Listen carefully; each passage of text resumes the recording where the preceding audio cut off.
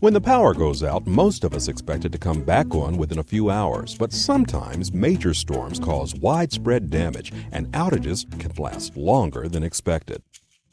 The good news is that your electric co-op's line crews work long, hard hours to restore service safely to the greatest number of members. That's you in the shortest time possible. Ever wonder how they do it? Well, there are 4 steps to restoring power that we should all know about, especially when we find ourselves in the dark. Step 1. Repair high-voltage transmission lines. Transmission towers and lines supply power to thousands of members. They rarely fall, but when they do, they must be repaired first before other parts of the system can operate. Step 2. Inspect distribution substation.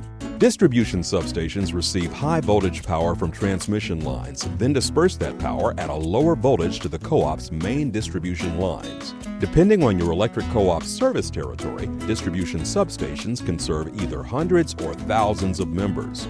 When a major power outage occurs, the co-op's line crews inspect the substation to determine if the problem stems from the transmission lines feeding into the substation itself, or if the problem is further down the line. Step 3.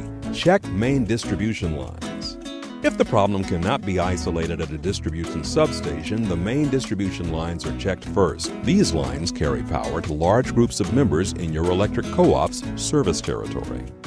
Step 4. Examine tap lines.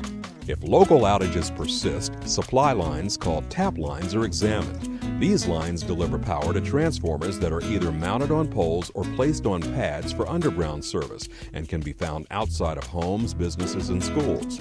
Occasionally, damage will occur on the service lines between the nearest transformer and your home. Has your neighbor ever had power while yours is out? That is why. When the problem is in the tap lines, co-op line crews will fix outages in an order that will restore service to the greatest number of members at a time. As you can see, restoring power after a major outage is a big job and involves much more than simply flipping a switch or removing a tree from a damaged line. When co-ops work to restore power, they often have the capability to work on multiple parts of the system simultaneously.